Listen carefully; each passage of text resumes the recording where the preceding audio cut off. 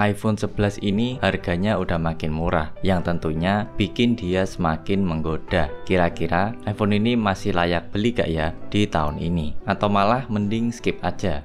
WhatsApp Folk sudah di sini. Kita bahas dari alasan beli yang pertama, yaitu harganya. Di online shop kita bisa dapetin di harga 5 jutaan aja untuk storage 64 GB. Udah dapet garansi resmi juga. Ini udah turun jauh banget dari harga aslinya yang ada di belasan juta. Dan kalau beli dalam kondisi bekas, tentunya harganya bisa lebih murah lagi. Kemudian alasan yang berikutnya yaitu performa. Di tahun ini ternyata masih cukup lancar dipakai aktivitas apa aja. Mulai dari yang ringan seperti buka sosmed, nonton film, hingga yang berat-berat seperti rekam video 4K, editing video, sampai dipakai live streaming. Dan dipakai multitasking, iPhone ini juga cukup memuaskan. Pindah-pindah aplikasi gitu terasa smooth dan responsif. Hampir gak ada patah-patah, apalagi loading putih yang lama. Chip A13 Bionic-nya ini memang gak bisa bohong ya. Untuk RAM-nya dia ini 4 GB, tapi jangan samain dengan RAM Android ya. Udah beda jauh performanya. Alasan berikutnya yaitu desainnya. iPhone ini masih berbentuk curve ya, belum mengkotak seperti iPhone keluaran terbaru. Tapi ternyata feel di genggaman tangan tuh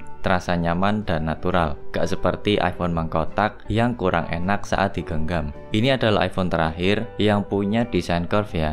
Di generasi selanjutnya, semuanya sudah mengkotak sejak iPhone 12. Dan di bagian belakang ini udah ada berbahan kaca ya, dan frame-nya ini dari aluminium. Kemudian alasan selanjutnya yaitu ukuran layarnya yang udah 6,1 inch. Untuk nonton film dan buka sosmed itu udah lebih dari cukup ya. Untuk main game pun udah terasa nyaman. Ukuran segini memang cukup sweet spot, gak terlalu besar dan juga gak terlalu kecil. Jika dibandingkan dengan seri Pro Max yang gede banget itu, berasa lagi ngantongin batu bata ya, lebar dan juga berat. Ini udah paling pas lah, 6,1 inch. Alasan selanjutnya yaitu kameranya, berukuran 12 megapiksel untuk kamera utama dan ultrawide. Untuk hasil fotonya, warnanya khas kamera Apple yang natural dan saturasinya gak berlebihan. Detailnya masih dapat, kontrasnya udah cukup. Kalau untuk kamera ultrawide, detailnya memang kurang oke, tapi kita bisa jangkau area yang lebih luas. Untuk hasil videonya, ini juga cukup stabil, fokusnya juga aman, gak ada getar-getar tipis gitu.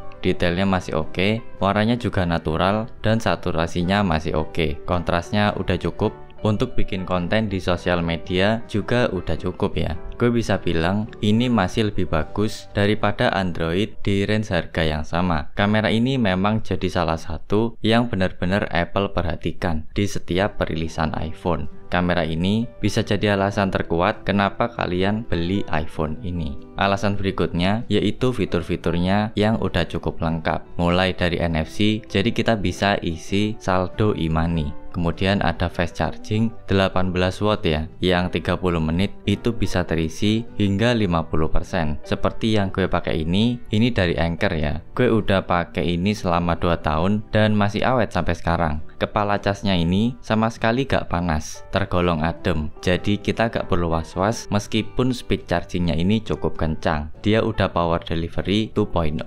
Udah jelas support untuk iPhone 11. Linknya ada di deskripsi ya. Selain itu juga dia udah support wireless charging 15 watt. Kemudian alasan berikutnya yaitu karena ekosistem. Apple punya ekosistem yang matang dan bisa diandalkan. Semua produk Apple seperti MacBook, iMac, Apple Watch, iPad bisa saling terkoneksi dengan satu akun iCloud. Ini praktis banget ya. Semua file, kontak, email, dan lain-lainnya itu bisa terkoneksi dengan cepat. Bisa angkat telepon dari berbagai device juga.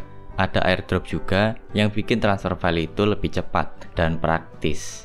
Dan masih banyak lagi. Gak heran kalau iPhone ini biasanya jadi jalan awal bagi kita untuk tersesat di lingkaran setannya Apple, yang mana akan penasaran untuk cobain produk Apple lain seperti MacBook dan lain-lainnya.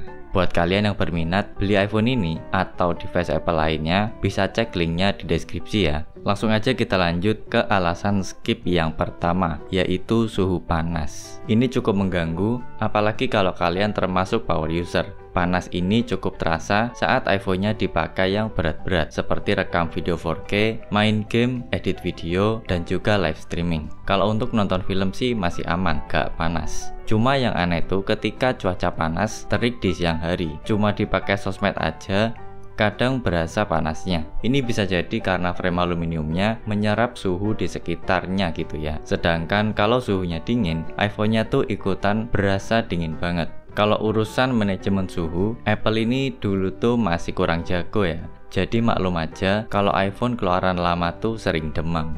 Kemudian alasan kedua yaitu panel layarnya. Harga 5 jutaan tapi panel layarnya masih IPS. Di saat semua HP udah pada pakai AMOLED. Dipakai nonton film tuh berasa bedanya jika dibandingkan dengan layar AMOLED. Bahkan HP 2 jutaan aja udah banyak yang pakai AMOLED. Resolusi juga belum Full HD ya, jadi berasa kurang crispy layarnya. Dan ini cukup jadi alasan kuat untuk skip iPhone 11 ini. Alasan berikutnya yaitu storage, yang dimana iPhone ini tuh terbatas ya. Kita gak bisa nambah storage tambahan menggunakan micro SD. Ada pilihan lain ya, yaitu langganan iCloud, jadi bayar per bulan atau per tahun, atau pakai layanan cloud lainnya seperti Google Drive ataupun Google Photos.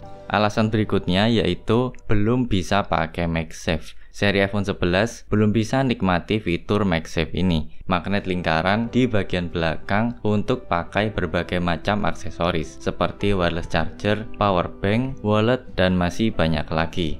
Alasan yang kelima yaitu dia ini belum 5G ya. Jadi kalau kalian butuh jaringan kencang 5G, udah jelas iPhone ini mending di skip aja ya. Jaringan 5G itu baru ada di iPhone 12 dan selanjutnya. Alasan berikutnya yaitu belum ada kamera telefoto. Buat yang suka foto-foto jarak jauh atau yang suka nonton konser, udah jelas iPhone ini gak bisa diandalkan ya. Bisa ambil iPhone 11 Pro aja yang udah ada setup 3 kamera, yang udah ada kamera telefoto. Alasan berikutnya yaitu update iOS. iPhone 11 ini dikit lagi udah sampai ujung. Kemungkinan iOS 19 adalah iOS terakhir untuk iPhone ini. Jadi ya kurang lebih 2 tahun lagi umurnya. Kalau untuk dapetin iOS 20 sih kayaknya kecil kemungkinannya ya. Alasan ke-8 yaitu Apple Intelligent.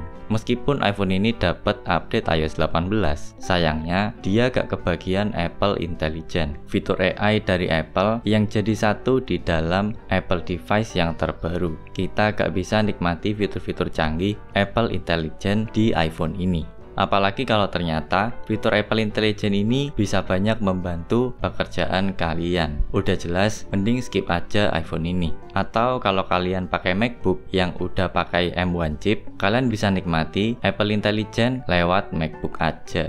Alasan berikutnya yaitu baterai. Ini juga bisa jadi alasan skip kalau kalian adalah seorang power user atau sering aktivitas di luar ruangan. Udah jelas baterai iPhone ini bakalan habis duluan saat sore hari. Kalau penggunaan kalian cukup berat, udah jelas bakalan ngecas 2 kali. Tapi gak masalah juga sih, kan tadi udah pakai fast charging dari Anker. Ngecas bentar udah keisi lumayan banyak kan.